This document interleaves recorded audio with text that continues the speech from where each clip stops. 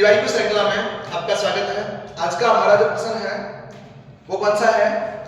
निम्नलिखित में से किस वाद्य यंत्र को तत्व वाद्य यंत्र के रूप में वर्गीकृत किया जाता है?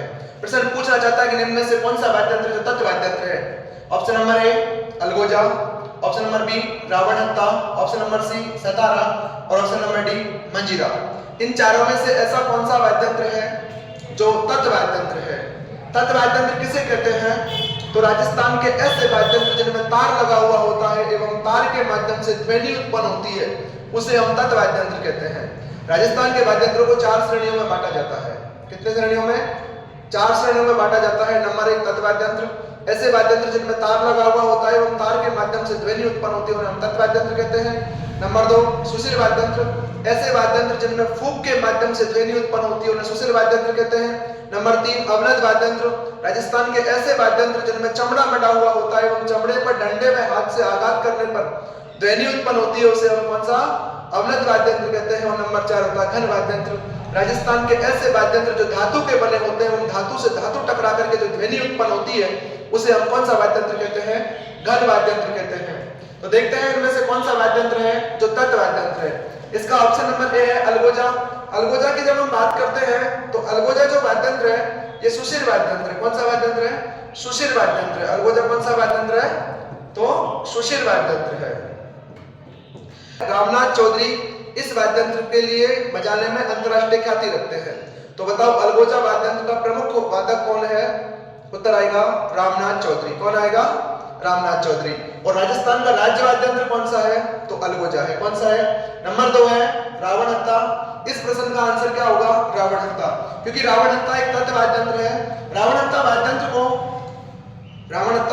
यंत्र को नायक जाति के गोपों द्वारा बाबूजी की पड़का वाचन करते समय बजाया जाता है। बार बार प्रश्न पूछा जाता है कि रावण हत्ता वाद्य यंत्र राजस्थान में कब बजाया जाता है? तो रावण हत्ता वाद्य यंत्र राजस्थान में बाबूजी की पड़का वाचन करते समय, किसका? बाबूजी की पड़का वाचन करते समय नायक जाति के गोपे या थोरी जाति के गोपों के द्वारा। सतारा ये वेरी मोस्ट वाद्य यंत्र है और ये सतारा जो होता है ये भी कौन सा वाद्य यंत्र होता है? सुशील वाद्य यंत्र होता है। जबकि इस प्रश्न को देखने से हमें ऐसा लग रहा है कि इस प्रश्न का आंसर सतारा भी हो सकता है, क्योंकि पीछे तारा लगा हुआ है। क्योंकि अधिकतर जो तत्व वाद्य यंत्र होते हैं जैसे जंतर, चौतारा, है ना, इनमें पीछे तारा होता है, लेकिन सतारा वेरी मोस्ट है। सतारा कैसा वाद्य यंत्र है? सुशील वाद्य यंत्र है।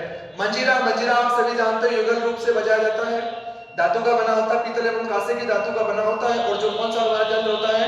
तो इस हम मंजीरे की बात करते हैं तो ये घन वाद्य यंत्र होता है। कौन सा? घन वाद्य यंत्र होता है। इसी के साथ एक विशेष सूचना, दक्ष क्लासेस के सभी नवीन बैच प्रारंभ हो चुके हैं। BSTC 2026 का एक नवीन बैच शुरू हो चुका है जिसका जो समय है 9 बजे से 12 बजे तक। कितने बजे तक? 9 बजे से 12 बजे तक ये फाउंडेशन बैच है। और जो हमारा नवंबर बैच होता है इसी बैच से सर्वाधिक बच्चों का नंबर भी आता है, क्योंकि अभी एक पर्याप्त समय होना चाहिए हमारे पास में। लगभग 6 महीने की तैयारी जितनी भी होती है उन बच्चों का सभी का नंबर आ जाता है। पिछले हमारे फाउंडेशन बैच के अधिकतर जो स्टूडेंट थे उन सभी का नंबर आ चुका है। तो इसमें हमें एक भी फायदा है, BSTC बैच के साथ साथ में आपको CET बैच भी, कौन सा? CET बैच भी फ्री मिलेगा, उसकी कोई अलग से शुल्क नहीं लिया जाएगा।